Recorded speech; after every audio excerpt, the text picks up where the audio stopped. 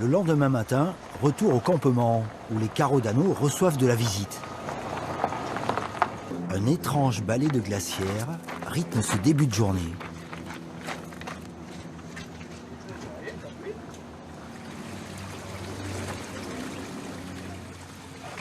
Ils vont bien, mais je sens qu'ils sont un peu mollassons.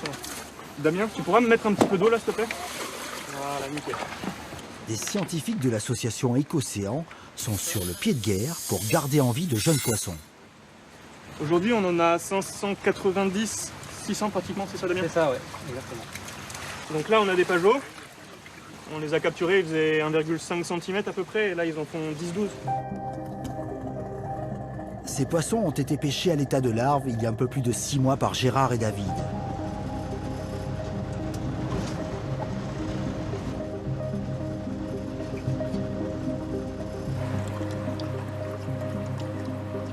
Ils ont ensuite été élevés et nourris dans une nurserie, à l'abri des prédateurs qu'ils auraient pu rencontrer dans les eaux de la Méditerranée. Aujourd'hui, ils ont la taille suffisante pour être relâchés. Et les carreaux d'anneau sont toujours de la partie pour mener à bien cette opération. Franchement, si tu les mets sous cloche à la lumière, déjà tu vas les stresser pendant le temps, alors que les autres ils vont tourner. Direction le site de relâche, à quelques minutes du campement. À une dizaine de mètres sous l'eau, les plongeurs déposent les poissons dans de grandes moustiquaires où ils vont rester 24 heures pour se réhabituer à leur environnement d'origine.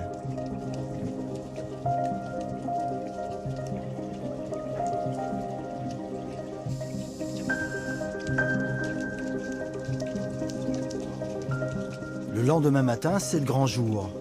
L'heure pour eux de reprendre le large et perpétuer la vie dans la Grande Bleue. Désormais, ces poissons qui connaissaient 90% de mortalité en milieu naturel ont de plus grandes chances de survie.